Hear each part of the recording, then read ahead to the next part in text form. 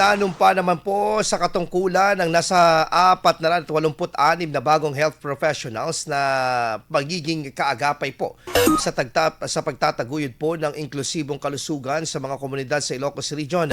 Bahagi ng National Health Workforce Support System ang mga bagong kasapi na kinabibilangan ng mga nurse, midwives at ang medical technologist at iba pang mga itatalaga ng mga health offices o sa mga health offices sa mga bayan hanggang sa mga government-run hospital sa bawat lalawigan. Sa naturang bilang, 168 ang itatalaga sa Ilocos Sur, 146 sa bayan sa lalawigan ng La Union, 72 naman sa Pangasinan at 82 naman sa Ilocos Norte. Ang naturang sistema ay estratehiya ng gobyerno upang mapabilis ang pagpapatupad ng universal healthcare sa pamamagitan ng paglikha ng malakas na lokal or local health system sa buong rehiyon.